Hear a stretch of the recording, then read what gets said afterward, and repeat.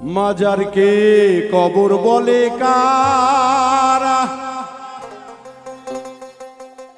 আমার মতো মূর্খ মানব যারা। মাজারকে কবর বলে কারা,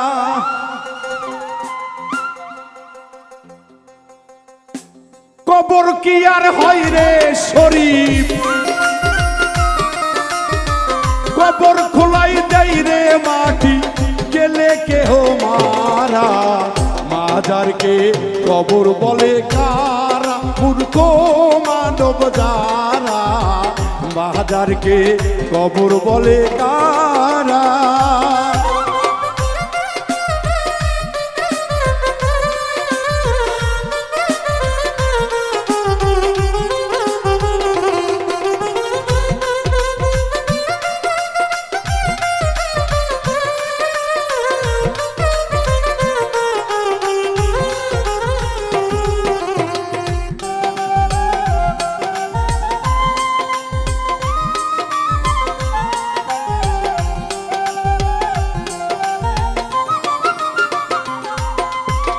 মক্কা শরীফ মদিনা শরীফ পবিত্রতায় ভরা, মাজার শরীফ এই জগতে সর্বদোষেরা।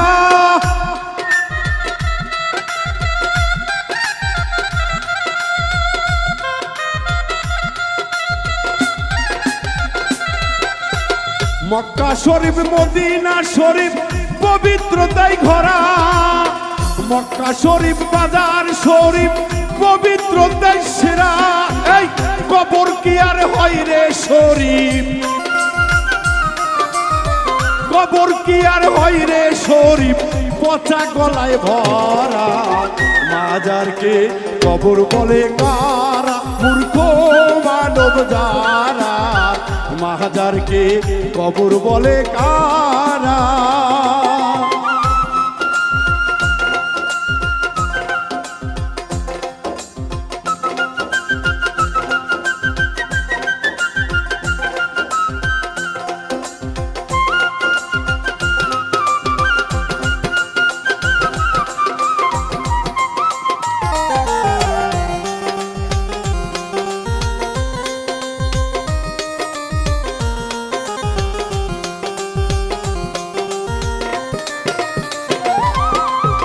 আসলে দরদিরা কথা আর একটু না বললে নয়, বুঝলে জ্ঞানী।